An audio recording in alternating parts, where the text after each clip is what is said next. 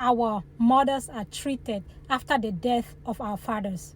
So let's talk about the epidemic in our society as Africans that sometimes we're scared to talk about because we're worried about maybe what people are going to say, or because as Africans we're programmed to think a certain way, like, hey, don't do these things because of what people are going to say. What is the society going to say? Okay? And what is this epidemic? How our mothers are treated after the death of our fathers. Like, tell me if I'm lying, okay? Because I'm telling you like from first hand, because I, as a teenager, okay, watched my mom get treated a certain way after the death of my father. Like, hold on. This is a woman, or these are women who have just lost their husbands, their provider, the father of their children. And they're sitting there thinking about like, okay, this man is gone. How am I going to feed these children? How am I going to pay for their fees? How am I going to be able to make sure these children are properly taken care of? You're sitting there mourning the death of your husband's ill treatment. Sometimes from people that your father protected, from people that your father made sure they were okay, whether they are younger siblings, older siblings, or whatever. And the saddest part of this thing is because after your father or your dad, whatever you want to call it, is buried, everybody goes to their home and continue their life like nothing ever happened, okay? You as a mom, you have to sit back with all these worries of how am I going to do? How am I going to cope? How am I going to be able to live with these kids? Then these people, they go back to their normal lives. They go back taking care of like their own children and stuff. And nobody for a circle will sit and think like, I'm not saying this in every case, okay? Don't get me wrong. We'll sit back and be like, okay, this man leaves behind, or he left behind 4 kids, for example, or 3 kids, or 5 or 6. Okay, let me pick 3 out of these kids, or let me just pick 1 out of this kid, okay? And continue from where my brother left. Make sure they are well clothed. Make sure they feed.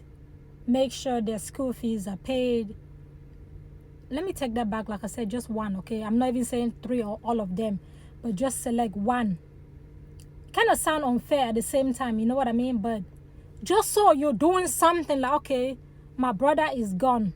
Let me help out the best way that I can to make sure these children have like the best out of life. Just like my own children deserve the best out of life. I don't know, maybe not everybody comes from like the same family that people are considerate. That people don't sit and just think just only about their own kids, but also about like your brother's kids. Like, okay, this man is gone. This was my brother. At least at some point in life, he helped me one way or the other. Even if this man never helped you, I'm just saying.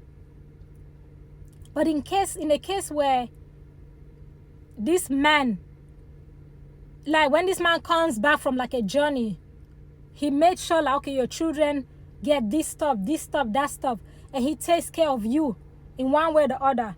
Now he's gone. That part of me right now is so hot. Okay, my windows are down. Even though my air is on, I'm still sweating.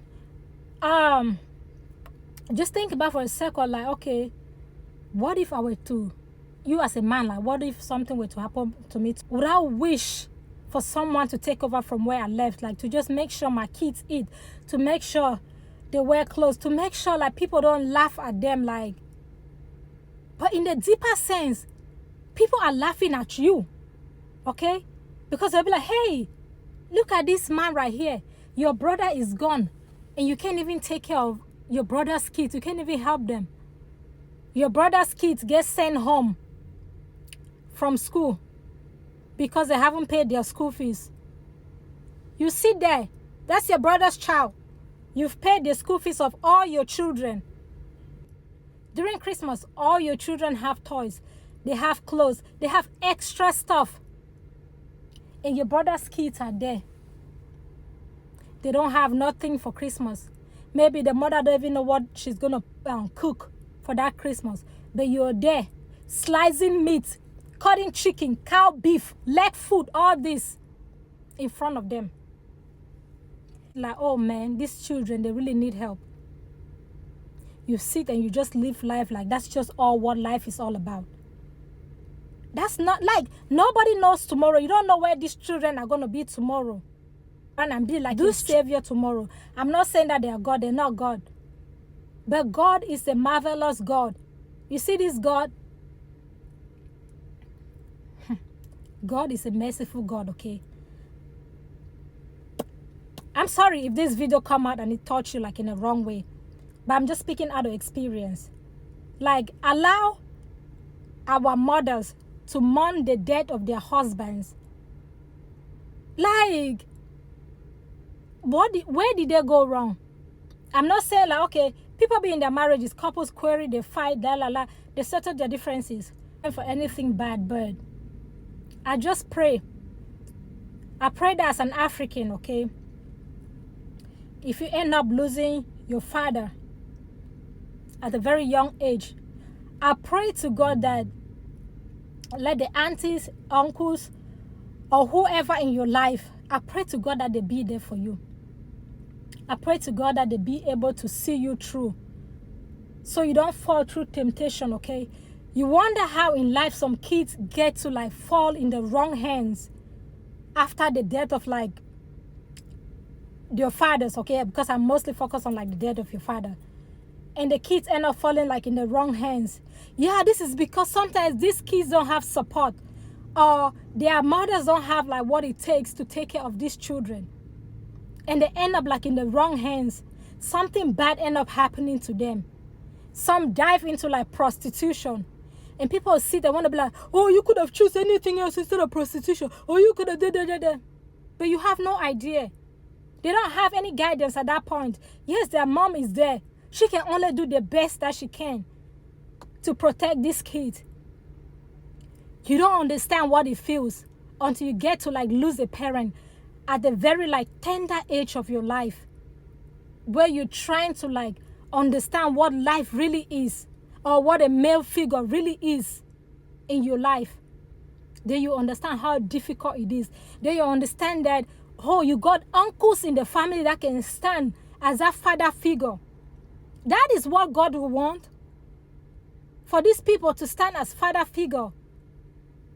So this child be able to, to bear that loss.